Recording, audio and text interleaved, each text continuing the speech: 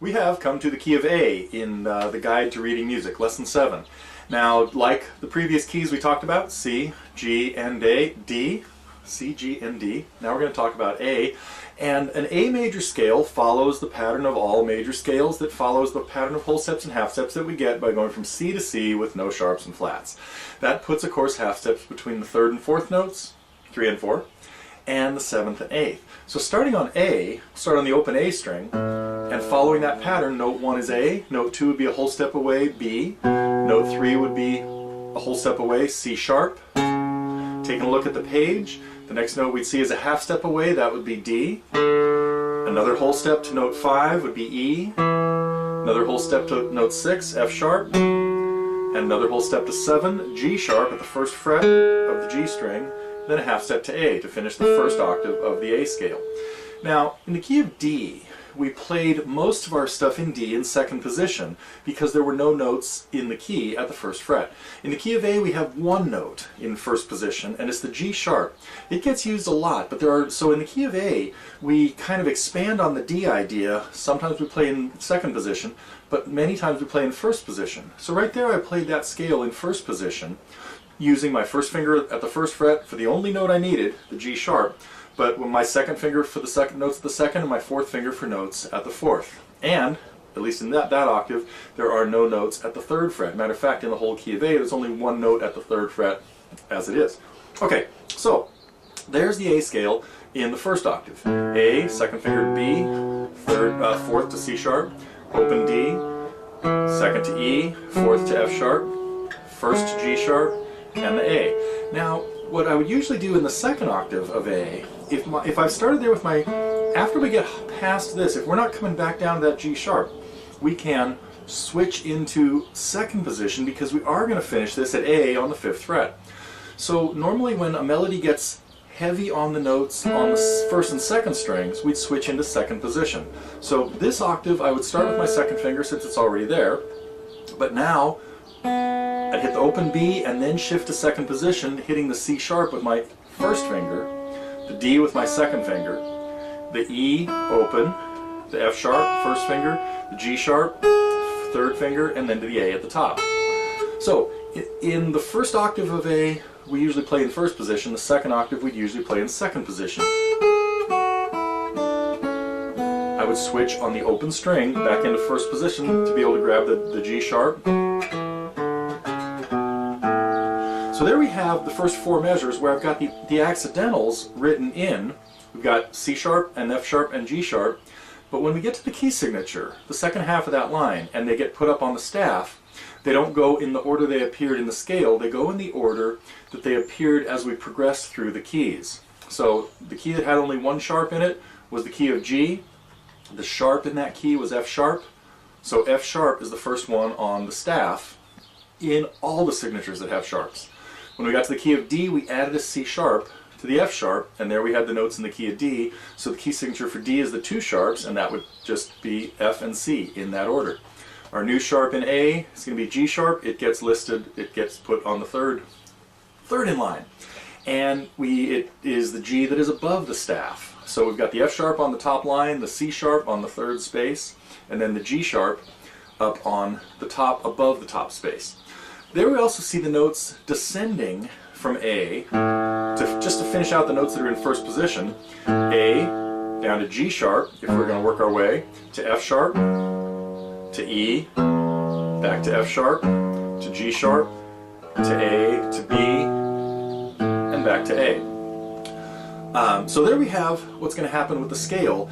At this point, you should take a look at the couple of exercises that are coming up, exercise 1 and 2. I'll walk through each of them coming up, but that's the next piece of the strategy is get used to playing in the key of A and shifting positions when it seems like it's the right time to do it.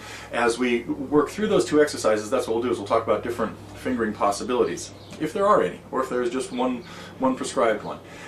With the right hand, I would typically use my thumb for the bass notes, my fingers for the top strings, but when you're playing scales, there's a lot of positives, I guess, in playing it all with your fingers and not using your thumb at all. So even down on the 5th string to start this A scale, I might start with my middle finger.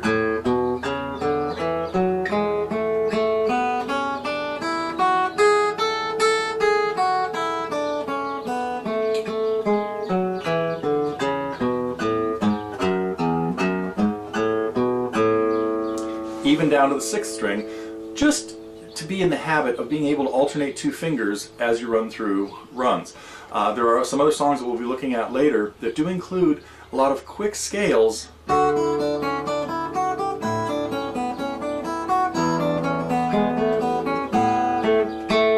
will be played with your fingers but your thumb hitting bass notes. It happens a lot in Renaissance music, which we will be talking about a little bit later. Okay, that's it for a little recap and introduction to the A scale. Next segments we will start taking a look at the exercises and some intervals they have coming up. Let's take a look at exercise 1 and let's scope it out, pre-flight check, see what we have. We see it starts on A, starts running up a scale. That's good. A step at a time. No skips to pay attention to yet. It's going to get up there to the A and then drop down. So when we want to kind of be alerted to that we see a big drop, let's scope that note out. We see that it's a C sharp. And then we see another run and then another drop down to an E. Another run all the way up an octave, or up to an octave from where it started, from E to E. In the last measure of that line, we start seeing skips where notes are a third apart. And we've seen this in the other exercises. This one is very similar to some that we saw in other keys. And here's where we're skipping from note 5 to note 3, and then up to note 4, and then down to note 2, and then up to 3, and down to 1. Or going from 1 to 3, to 2 to 4, this kind of thing. The types of patterns that we see in exercises particularly, but in lots of songs as well. And those are jumps of a third, skipping from A to C sharp, or B to D, or C sharp to E. So when we see that, we want to kind of be ready for that, to make those skips. And we're also going to have to think about what fingering might be efficient, because there are probably going to be spots, these are intervals of thirds now, where we might have 2 notes in a row on the same fret, and we'd want to not use the same finger for them. If we play C sharp and A, we'll consider what we might do there. So that's what we see. In fact, for 3 measures, I see jumping skips down a third, and then up to the note that it just skipped, and then down a third, up to the note it just skipped, and then a big old scale at the end, heading straight from E up for a while, and a little skip down, and finally ending on A. So let's play through it and see what it sounds like, and then consider what we might do with the left hand. Starts on the open A. I'm going to go with fingers all the way here.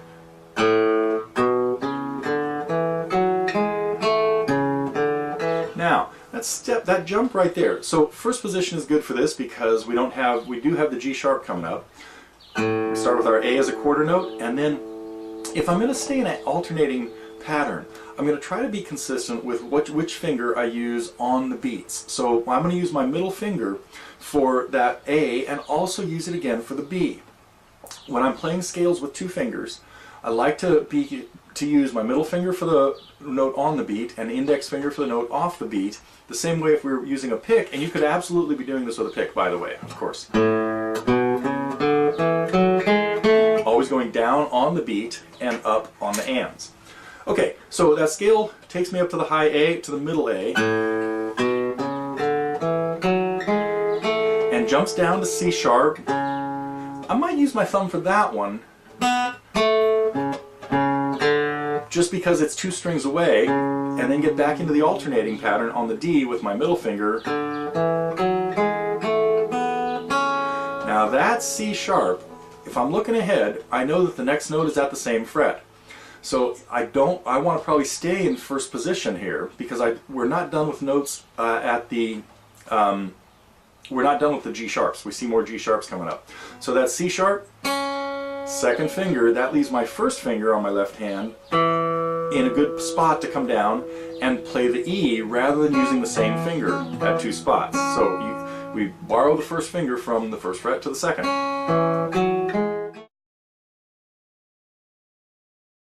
I have one last thing I wanted to bring into the lesson on the key of A, and that is this short little arpeggio exercise. Typically arpeggios are played with a chord down, and you're playing one at a time.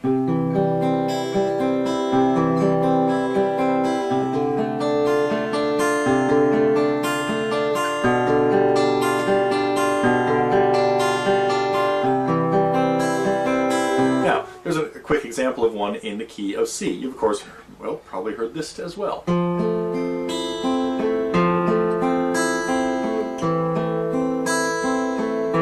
So my left hand was holding down a chord, I was hitting the strings one at a time.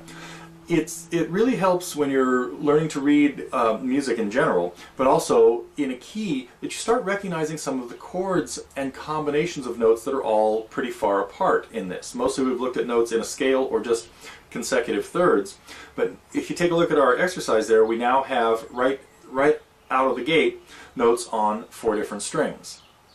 Right, 4. So if you start thinking of what notes you need there, you should look at those and see, oh, I see an A, and I see notes of an A chord. So all those notes in the spaces in the staff are A, C sharp, and E. Now we see another chord, we see the bass note go up, and we see notes on the lines. Well, that's going to be notes out of a different chord.